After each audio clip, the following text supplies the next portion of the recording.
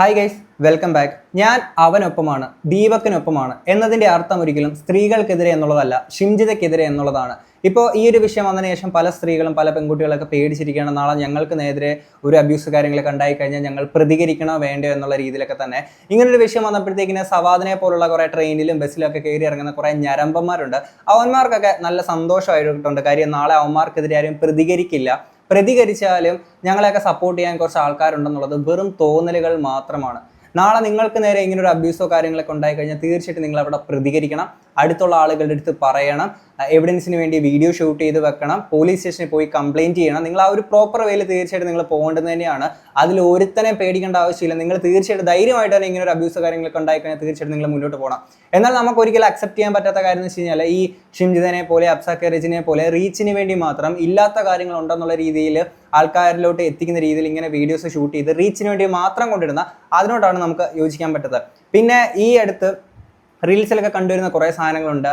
ഇങ്ങനെയുള്ള സ്ത്രീകൾക്ക് ഇവിടെ പ്രവേശനമില്ല എന്നുള്ള രീതിയിലൊക്കെ കുറേ പോസ്റ്ററൊക്കെ ബസ്സിലൊക്കെ എഴുതി വെച്ചിരിക്കുന്നുണ്ട്. അതിൻ്റെ ഒപ്പം തന്നെ ഈ സാമാനം വെളിയിലിടാൻ വരുന്ന മറ്റേമ്മമാർക്ക് ഇതിനകത്ത് പ്രവേശനമില്ല എന്നൊരു സാധനം അവിടെ ഒട്ടിച്ച് വെക്കേണ്ടത് തന്നെയാണ് പൊന്നു ചേട്ടന്മാരെ. അതുകൂടെ നിങ്ങൾ ആലോചിക്കേണ്ടത് തന്നെയാണ്.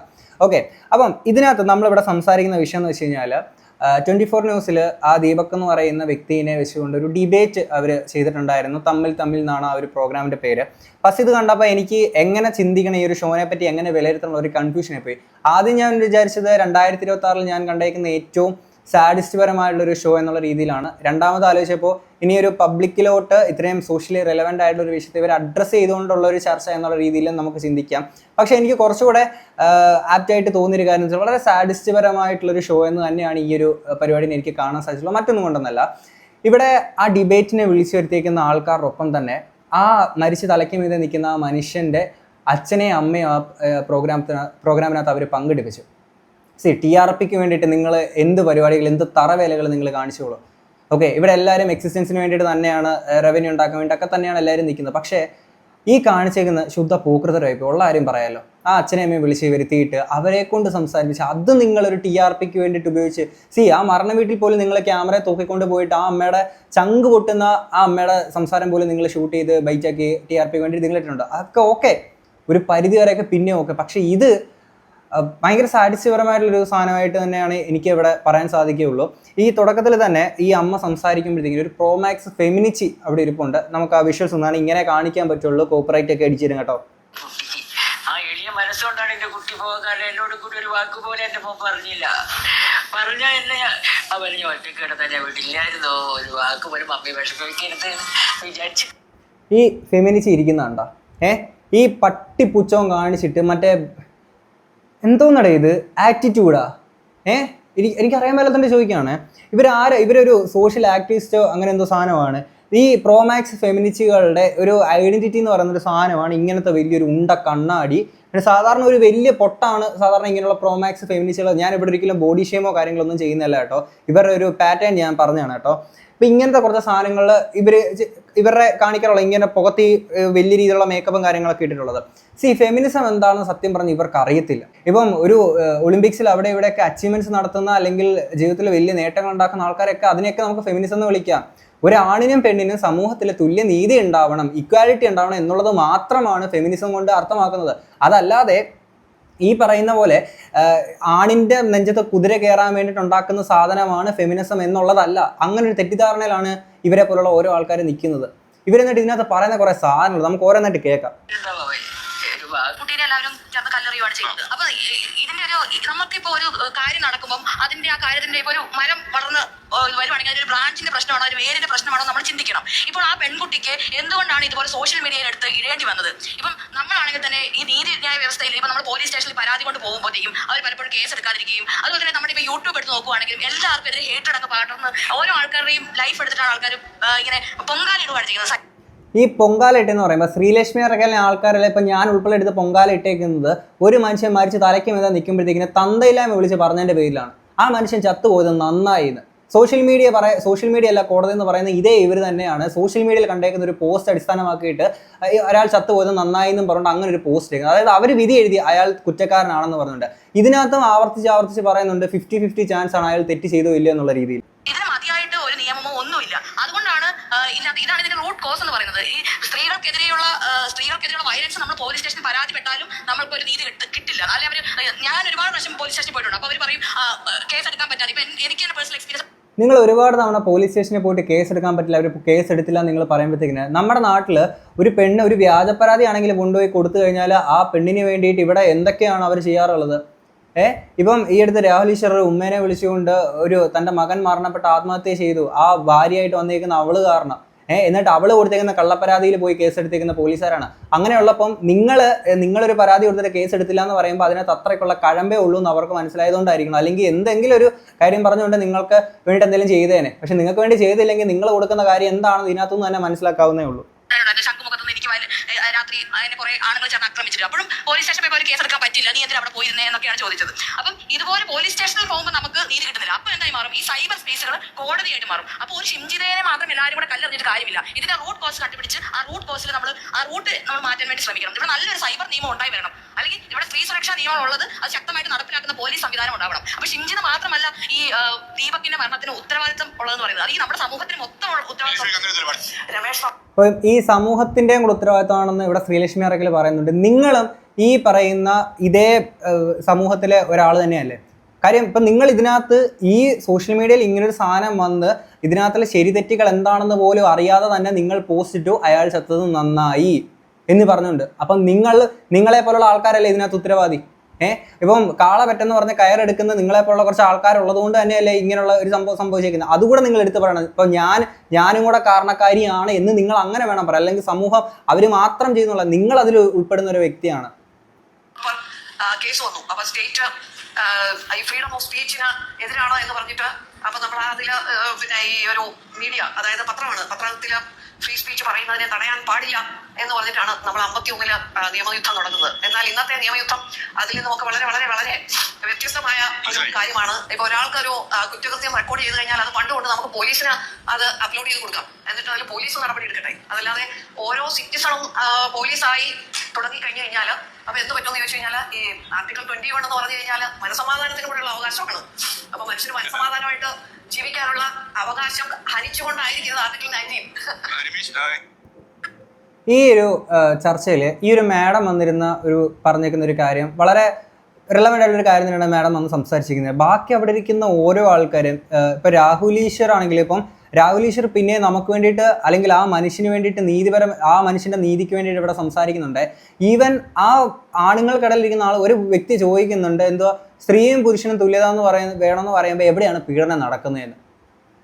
അങ്ങനെ ബ്ലണ്ടേഴ്സ് പറയുന്ന ഒരു കൂട്ടം ആൾക്കാർ, തൊട്ടപ്പുറത്ത് ഈ പറയുന്ന ഒരു കൂട്ടം ആൾക്കാർ ആ മനുഷ്യന് വേണ്ടിയിട്ട് സംസാരിക്കും. തൊട്ടിപ്പുറത്താണെങ്കിൽ പുരുഷ വിരോധം ഭയങ്കരമായിട്ട് കൊണ്ടു നടക്കുന്ന ഒരു കൂട്ടം ആൾക്കാർ. എന്നിട്ട് മറ്റേ ചന്തയിൽ 2 കൂട്ടം ആൾക്കാരെ വന്നിട്ട് വിലപേശി ഒരു സാധനം വാങ്ങാനെ കൊണ്ട് 2 ആൾക്കാർ നിന്ന് വിലപേശുന്ന പോലെയാണ് 2 സൈഡിൽ നിന്ന് ആൾക്കാർ സംസാരിച്ചുകൊണ്ടിരിക്കുന്നത്. അപ്പോഴും ഇതെല്ലാം കണ്ടുകൊണ്ട് ഈ മനുഷ്യൻ്റെ അച്ഛനും അമ്മയും അവർ ഷോയ്ക്കകത്തുണ്ട്. ഓക്കെ, അപ്പം അവരിത് എങ്ങനെയാണ് ഇവർക്ക് ഇത്ര സാഡിസ്റ്റിക് ആയിട്ട് ഇവർക്ക് ചിന്തിക്കാൻ പറ്റുന്നത്? എങ്ങനെയാണ് അവർക്ക് അങ്ങനെ പെരുമാറാൻ സാധിക്കുന്നത്? അവരുള്ളപ്പോൾ ആ അച്ഛനും അമ്മയോട് ഉള്ളപ്പോൾ പോലും അവരുടെ മുന്നിൽ ഇരുന്നുകൊണ്ട് ഇവർക്ക് എങ്ങനെയാണ് ഈ രീതിയിൽ സംസാരിക്കാൻ പറ്റുന്നത്? ബാക്കി കേൾക്കാം.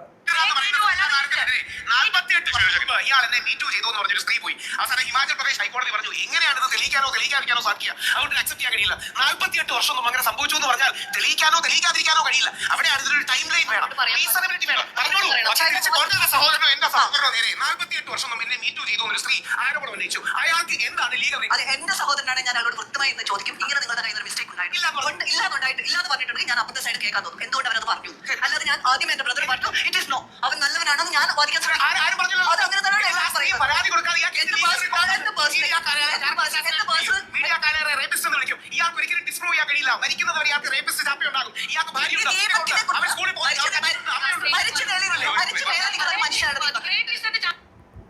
അതാണ് മരിച്ച് മേളിൽ നിൽക്കുന്ന ഒരു മനുഷ്യനാണ് ദീപക്. ആ മര്യാദയെങ്കിലും ഇമാതിരി വായിന്ന് തെമ്മാടിത്തരം വന്ന് വിളിച്ച് പറയുമ്പോൾ നിങ്ങൾ ആലോചിക്കണേ. ഇവർ പറഞ്ഞ കാര്യം കേട്ടല്ലോ, എൻ്റെ അനിയനാണെങ്കിൽ അനിയൻ്റെ അടുത്ത് ഞാൻ പോയി ചോദിക്കുന്നുള്ളത്. അനിയനാണെങ്കിൽ അനിയൻ്റെ അടുത്ത് പോയി ചോദിക്കും. എന്നാൽ പബ്ലിക്കിലാണെങ്കിൽ ഇവർ അങ്ങനെയല്ല. ഈ ഷോയുടെ മുന്നോട്ട് ഇവർ പറയുന്ന ആരോടെ കേട്ടോ. ചോദിക്കാൻ പറ്റിയ ചോദ്യമാണ് അബ്യൂസ് ചെയ്ത് പരിചയം ഉണ്ടോ എന്നുള്ളത്. നിങ്ങൾ ആദ്യം നിങ്ങളുടെ വീട്ടിലുള്ള അനിയൻ്റെ അടുത്തും അച്ഛൻ്റെ അടുത്തും ഒക്കെ ചോദിക്കണം അബ്യൂസ് ചെയ്ത് പരിചയം ഉണ്ടോ. ഒരു വിഷയത്തിൽ വന്നിരുന്ന് സംസാരിക്കുക അബ്യൂസ് ചെയ്ത് പരിചയം ഉണ്ടോന്ന്. എന്നാൽ പിന്നെ ഗോവിന്ദചാമിനെ അവിടെ വിളിച്ചിട്ട് ഡിബേറ്റിന് ഇരുത്തി കൂടായിരുന്നു നിങ്ങൾക്ക്? കാരണം ഇവർ അതിനെക്കാട്ടി വലിയൊരു അബ്യൂസറാണ്. ഇവിടെ സ്ത്രീകൾക്ക് മാത്രമല്ല അബ്യൂസ് നേരിടുന്നത്, ആണുങ്ങൾക്ക് അബ്യൂസ് നേരിടുന്നില്ല. അപ്പോൾ ഈ ഒരു ലേഡി ഇതെനിക്ക് വളരെ കൃത്യമായിട്ട് അറിയാം. എന്നാൽ അറിയുന്ന ആൾ എന്തിനാണ് അനിയൻ്റെ അടുത്ത് ചോദിക്കാൻ പോകുന്നത്?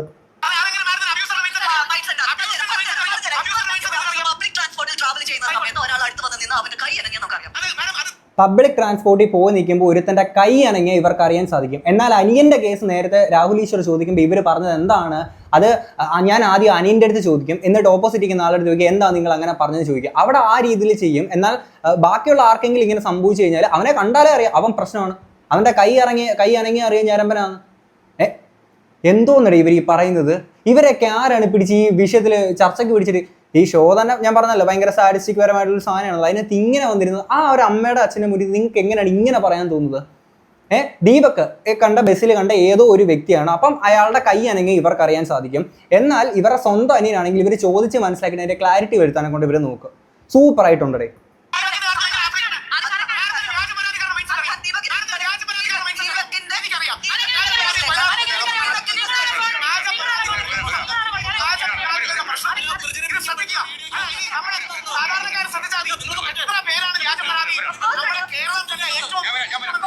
കേരളം കണ്ട ഏറ്റവും വലിയ മുഖ്യമന്ത്രി ശ്രീ ഉമ്മൻചാണ്ടി വ്യാജപരാതിയിൽ കുടുങ്ങിയ ആളാണ്. നിവിൻ പോളി എന്ന വ്യക്തി കൊച്ചിയിൽ നിൽക്കുമ്പോൾ ദുബായി വെച്ച് റേപ്പ് ചെയ്തു എന്ന് പറഞ്ഞു. ആ പെൺകുട്ടിയോട് പോലീസ് പെൺകുട്ടി എന്താ പറഞ്ഞറിയോ? ഉറക്കപ്പിച്ച് ഡേറ്റ് മാറിപ്പോയതാണ്. ആ പെൺകുട്ടി പറഞ്ഞാണ് ഉറക്കപ്പിച്ച് ഡേറ്റ് മാറിപ്പോയതാണ്. 11 പേർക്കെതിരെ കള്ളപ്പരാതികളാണ്. എന്നിട്ടാണ് സാർ പറഞ്ഞ ബാലേന്ദ്ര മേനോൻ സാർ കോടതിയിൽ പോയി പറഞ്ഞു ആണിനും അഭിമാനമുണ്ട്. 11 പേർക്കെതിരെ വേറൊരു പെൺകുട്ടി 14 പേർക്കെതിരെ ഫേസ്ബുക്കിൽ പരാതി ഇടുക. ഉടനെ മീഡിയക്കാരിൽ ഓടിച്ചെല്ലും. ആദ്യം ശ്രീ സിദ്ദിഖിനെതിരെ ഒരാളോട് പറഞ്ഞു, രണ്ടാമത് വേറെന്ന് പറഞ്ഞു, മൂന്നാമത് വേറെന്ന് പറഞ്ഞു. ഈ മീഡിയക്കാരടക്കം നിങ്ങൾ ഗ്രാവിറ്റി കൂട്ടി എരിവും കൂടി കൂട്ടി സാറ് പറയാൻ എത്ര പേർക്കെതിരെ കള്ളപ്പരാതികൾ വന്നു നമ്മൾ കണ്ടതല്ലേ. അങ്ങനെ അവസാനമാണ് സാറ് പറഞ്ഞൊരു കാര്യം, ഹൈക്കോടതിയിൽ ഹേമ കമ്മിറ്റി റിപ്പോർട്ട് പറഞ്ഞു കൺസെന്റോട് കൂടി ഫിസിക്കൽ റിലേഷൻ. കേട്ടല്ലോ ഇതിനകത്ത് കള്ളപ്പരാതി കൊടുത്ത് ആ വിഷയത്തെപ്പറ്റി ഈ മാഡത്തിന് ഈ പറയുന്ന സോ കോൾഡ് ഫെമിനിസ്റ്റുകൾക്ക് സംസാരിക്കാൻ ഒരു അക്ഷരമില്ല, അണ്ണാക്കി പിരിവെട്ടിയിരിക്കുകയാണ്.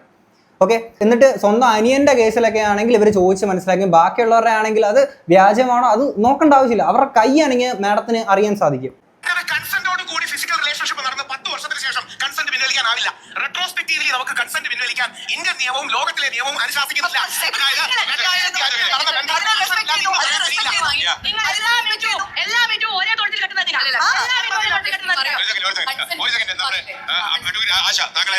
ഈ കൺസെന്റ് എങ്ങനെയാണ് വാങ്ങിച്ചെടുക്കുന്നത്? ഈ കൺസെന്റ് ഒന്നെങ്കിൽ പല രീതിയിലുള്ള തെറ്റിദ്ധാരണകൾ നൽകി ഒരു ഫ്രോഡുലന്റ് ആയിട്ടുള്ള രീതിയിലാണ് വാങ്ങിച്ചെടുക്കുന്നത്. തേനെ പാല് ചക്കരെ നിന്നെ കല്യാണം കഴിക്കാം, നിന്റെ പാർട്ണറാണ് മറ്റുള്ള. അപ്പൊ ഫ്രോഡുലന്റ്. രണ്ട് കോഴ്ഷൻ, ആ ഒരു പൊസിഷനിൽ ഇരിക്കുന്ന ആളുകൾ തമ്മിലുള്ള കോഴ്ഷൻ, അൺഡ്യൂ ഇൻഫ്ലുവൻസ്. ഇങ്ങനെ ഔട്ട് ഓഫ് ഫ്രീ വില്ല് വാങ്ങാൻ നിങ്ങൾക്ക് പറ്റുന്നില്ല. അപ്പൊ അതിന് പകരം ഈ രീതിയിലൊക്കെ വാങ്ങുന്ന consent is not consent. Implied കൺസെന്റും എക്സ്പ്രസ് കൺസെന്റും ഉണ്ട്. നിങ്ങൾ ഇംപ്ലൈഡ് കൺസെന്റിലാണ് പല റിലേഷൻസും മുന്നോട്ട് പോകുന്നത്. നിങ്ങൾ വിചാരിക്കുകയാണ് അവർ തന്നു കൺസെന്റ് എന്ന്. പക്ഷെ നിങ്ങൾ വാങ്ങിച്ചെടുക്കുന്ന ആ രീതി, അവരെ വിശ്വസിപ്പിച്ച് അവരെ ഒരുമിച്ച് കൊണ്ടു നടന്ന് നിങ്ങൾ കൃത്യമായ രീതിയിൽ, അതായത് സ്ത്രീ പുരുഷ സമത്വം എന്ന് പറയുന്നത് എത്തിക്കാൻ ശ്രമിച്ചുകൊണ്ടിരിക്കുന്ന ഒരു സ്ഥലമാണ്. ഇന്നും ഇവിടെ ഇരിക്കുന്ന പ്രിവിലേജ് ആയിട്ടുള്ള സ്ത്രീകളുടെ കാര്യം മാത്രമല്ല, ഒരുമിച്ച് ജീവിക്കുന്ന ഒരുപാട് മനുഷ്യർ, ജോലി എടുക്കുന്ന ആളുകളുടെ ഇടയിൽ ഈ ഇൻഫ്ലുവൻസിൽ ഒരുപാട് പേര് ഒറ്റ കാര്യം മാഡത്തിൻ്റെ അടുത്ത് ചോദിച്ചോട്ടെ, ഈ കല്യാണത്തിന് മുന്നേ എന്ത് പറഞ്ഞ് കൺവിൻസ് ചെയ്താലും ഈ ഫിസിക്കൽ റിലേഷന് ഇവർ പോകുന്നത്? അവർക്ക് അത്രയ്ക്ക് വലിയ ട്രസ്റ്റ് ഇഷ്യൂസോ ഇങ്ങനത്തെ പ്രശ്നങ്ങൾ ഉണ്ടെന്നുണ്ടെങ്കിൽ കല്യാണത്തിന് മുന്നേ പോകണ്ടെന്ന് വെക്കണം. ഇപ്പം അവർ നിർബന്ധിച്ചാലും ഇല്ല എന്താണെങ്കിലും കല്യാണത്തിന് മുന്നേ ഒക്കെ ഫിസിക്കൽ റിലേഷൻ പാടില്ല എന്നൊരു തീരുമാനം അങ്ങ് എടുത്താൽ മതിയല്ലോ അവർക്ക്. അയാൾ എത്ര നിർബന്ധിച്ച് ഇപ്പം പറഞ്ഞ് കൺവീൻസ് ചെയ്തു നിന്നെ കെട്ടിക്കോളാം മറ്റേത് മറിച്ച് എന്നൊക്കെ പറയുമ്പോഴും അവരതിന് സമ്മതിച്ചത് അവർക്കും അതിന് താല്പര്യം ഉള്ളത് കൊണ്ടല്ലേ മാഡം?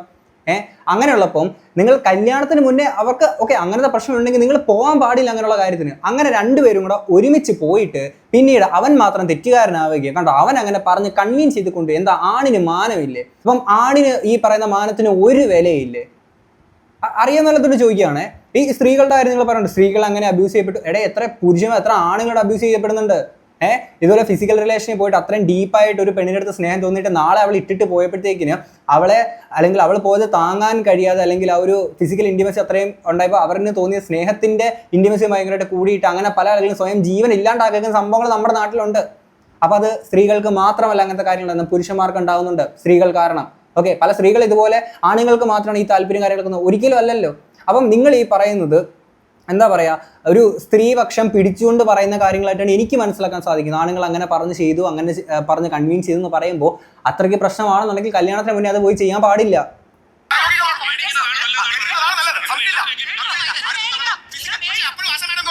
അങ്ങനെ ഒപ്പിട്ട് പ്രൊമോഷൻ ഉണ്ടോ ഈ സ്ത്രീ പുരുഷൻ സമത്വമൊന്നുമില്ലയോ? ഈ സ്ത്രീ പുരുഷ സമത്വം അന്നേരമല്ലേ? ഒരു സ്ത്രീ പുരുഷ ബന്ധം എന്ന് പറയുന്നത് പേപ്പറിൽ കെട്ടിപ്പിടിക്കുന്നതുകൊണ്ട് പേപ്പർ അല്ലാതെ ട്രസ്റ്റിൽ കെട്ടിപ്പിടിക്കുന്നുണ്ട്. ട്രസ്റ്റ് കെട്ടിപ്പിടിക്കുന്നത് നിങ്ങൾക്ക് വേണ്ടവർ മേടിക്കുക. നിങ്ങൾക്ക് സ്ത്രീകളുടെ ഡൗട്ട് ഉണ്ടെങ്കിൽ നിങ്ങൾ മേടിക്കുക. സ്ത്രീകൾക്ക്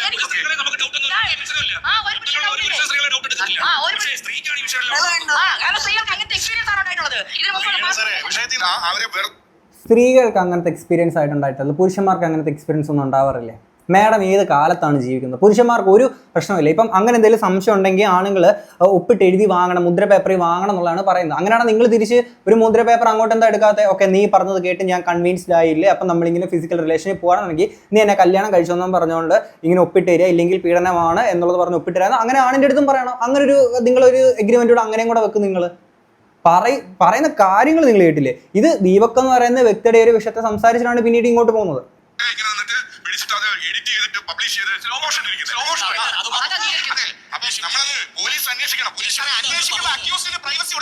അന്വേഷിക്കുമ്പോൾ ഇരയുടെ പേര്, പരാതിക്കാരിയുടെ പേര് പറയാത്തതുപോലെ അക്യൂസിന്റെ പേരും പറയരുത്. പ്രൈമാ ഫേസി കോടതി കുറ്റക്കാരനാണ് കണ്ടെത്തുന്നത് വരെ. ഇവരാണ് ഞങ്ങൾ റിമാൻഡ് ചെയ്യുന്ന ന്യായമായ കാര്യം അല്ലേ? ഇതേ സ്ഥാനത്ത് ഒരു പെണ്ണിന് ഒരു കേസ് ഒരു ആണിനെതിരെ കൊടുത്തു കഴിഞ്ഞാൽ അവൻ്റെ മേൽവിലാസവും അവൻ്റെ കുടുംബചരിത്രവും അവൻ്റെ വീട്ടിലോട്ട് ഡ്രോൺ പറത്തുകയൊക്കെ ചെയ്യും, അവൻ്റെ ഫോട്ടോ ഉൾപ്പെടെ എല്ലാം ചെയ്യും. എന്നാൽ ഒരു പെണ്ണിനെതിരെയാണ് കേസ് വരുന്നതെന്നുണ്ടെങ്കിൽ അവൾക്ക് പേരില്ല, നാളില്ല, ബ്ലറി ചെയ്ത ഫോട്ടോ, ബ്ലറി ചെയ്ത വീഡിയോ, അവളുടെ കുടുംബചരിത്രമില്ല, അവളുടെ വീട്ടിലോട്ട് ഡ്രോൺ പറത്തലില്ല, ഇതൊന്നും ഉണ്ടാവാറില്ല. എന്തൊരു കാലം ഇവിടെ ഇത്. അതിനുശേഷം നിങ്ങൾ മനസ്സിലാക്കേണ്ടത് ഇന്നലെ നടന്നത് എന്താണ്? ഒരു സ്ത്രീ എന്ന പ്രിവിലേജ് മാത്രമാണ് അവർ കൊടുത്തത്. അവരെ സ്വകാര്യ വാഹനത്തിൽ കൊണ്ടുപോകുന്നു, അവർക്ക് മുഖമറയ്ക്കാനുള്ള സാഹചര്യം കൊടുക്കുന്നു, അവർക്ക് അതൊരു ചോദ്യമാണ്. അതായത് അവര് കല്ലെറിയാൻ അപ്പൊ ആ സ്ത്രീനെ കോടതിയിൽ മുന്നിൽ ഫയർ ട്രെയിനിൽ കൊണ്ടുവരേണ്ട ഉത്തരവാദിത്തം കേരള പോലീസിന്റെയാണ്. ആ സ്ത്രീയുടെ ജീവനെ സ്വന്തം സംരക്ഷണ ഉത്തരവാദിത്തമുണ്ട്. അല്ലാതെ മാത്രമല്ലോ മാഡം ഒരൊറ്റ കാര്യം ചോദിച്ചോട്ടെ.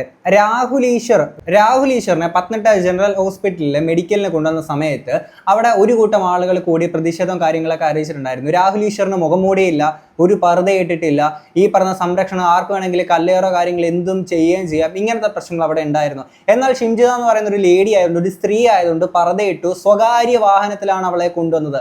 സ്വകാര്യ വാഹനത്തിൽ. കേരള പോലീസിന് സ്വന്തമായിട്ട് വണ്ടിയില്ലല്ലോ അല്ലേ? ആർക്ക് വേണ്ടിയാണ്, ആരെയാണ് മാഡം ഇത് ഇങ്ങനെ കബളിപ്പിക്കാൻ അല്ലെങ്കിൽ കോമാളികളാക്കാൻ നിങ്ങൾ ശ്രമിക്കുന്നത്? കണ്ണടച്ചിരുട്ടാക്കല്ലേ ദയവ് ഇത് മാഡം. നിങ്ങളെപ്പോലുള്ള ആൾക്കാർ, ഒരു മനുഷ്യൻ മരിച്ച് തലയ്ക്ക് മീതെ നിൽക്കുകയാണ്, ആ മനുഷ്യൻ്റെ അമ്മയും അച്ഛനും അവിടെ നിൽക്കുകയാണ്, അവരുടെ മുന്നിൽ ഇരുന്നുകൊണ്ടാണ് നിങ്ങൾ ഇങ്ങനെ പറയുന്നത് അവളെ സംരക്ഷിക്കണ്ടേ, കല്ലെറിയുമ്പോൾ അവർ സംരക്ഷിക്കണ്ടേ? എന്തിന് സംരക്ഷിക്കണം? ഒരു മനുഷ്യനെ കൊലയ്ക്ക് കൊടുത്ത് ഇവളെ എന്തിന് സംരക്ഷിക്കണം? ജനങ്ങൾക്ക് വിട്ടുകൊടുക്കണം. ഓക്കെ, ഇത് ഞാൻ പറയുന്നത് ഒരിക്കലും പ്രാക്ടിക്കൽ ആയിട്ടുള്ളൊരു കാര്യമല്ലായിരിക്കും, പക്ഷേ നമുക്ക് അത്രയും ഇത് രോക്ഷം തോന്നുന്നല്ലോ, അതുകൊണ്ട് പറഞ്ഞു പോയതാണ്. ഒരാണാണെങ്കിൽ അവൻ്റെ മുഖം കാണിക്കാം, പർദ്ദയില്ല, സ്വകാര്യ വാഹനം ഇല്ല, ഒന്നുമില്ല. പെണ്ണാണെങ്കിൽ ഇതെല്ലാം ഉണ്ട്.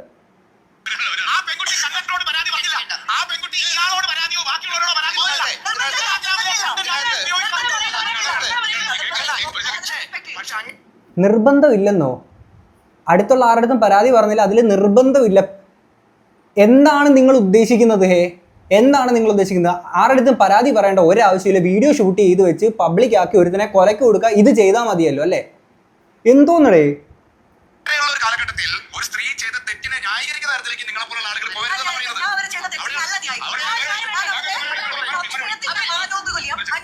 സംശയത്തിന്റെ ആനുകൂല്യം നമുക്ക് കൊടുത്തേ പറ്റൂ. ഒരു സ്ത്രീ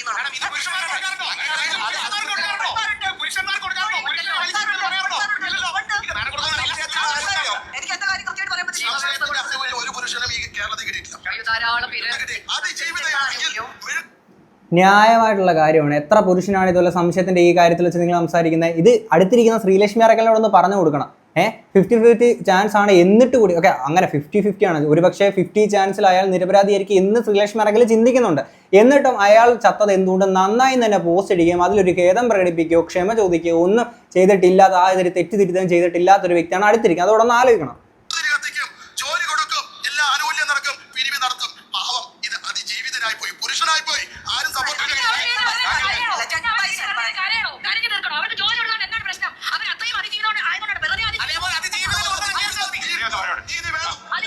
അത്രേ ഉള്ളൂ. അതുപോലെ അതിജീവിതനും ഉണ്ട്. അത്രേ ഉള്ളൂ. അവർക്കും ആ നീതി കൊടുക്കണം. അത്രേ ഉള്ളൂ. ഫെമിനിസം എന്ന് പറഞ്ഞാൽ എന്താണ്? ആണിനും പെണ്ണിനും ഈക്വൽ റൈറ്റ്സ് ആയിരിക്കണം സമൂഹത്തിൽ. ഇതാണ് അതിൻ്റെ കോർ എലമെന്റ് എന്ന് പറയുന്നത്. അതാണ് ഞാൻ മനസ്സിലാക്കുന്നത്. തെറ്റാണെങ്കിൽ നിങ്ങൾ തിരുത്തി തരിക. അതല്ല ഇപ്പൊ ആണിന്റെ നെഞ്ചത്ത് കുതിര കയറുന്നതാണ് ഫെമിനിസം എന്നുണ്ടെങ്കിൽ ഒന്നും പറയാനില്ല.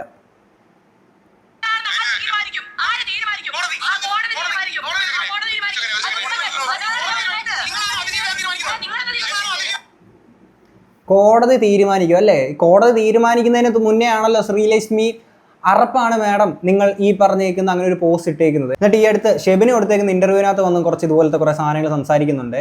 ഇടയിൽ ഒരപ്പുറത്ത് ചേരി ചെറുത്തി രണ്ട് കൂട്ടം ആൾക്കാരെ ഇരുത്തിയിട്ട് ഇങ്ങനെ ഒരു മനുഷ്യനെ വെച്ചിട്ട് ആ മരണത്തെ സൂപ്പർ. എനിക്ക് ഒന്നും എനിക്ക് പറയാനില്ല. നിങ്ങൾ കണ്ട ആൾക്കാർക്ക് നിങ്ങൾക്ക് എന്താ തോന്നുന്നത് തീർച്ചയായും കമന്റ് ബോക്സിൽ പറയാം. നമുക്ക് അടുത്തൊരു വീഡിയോ കാണാം. ശരി, ബൈ.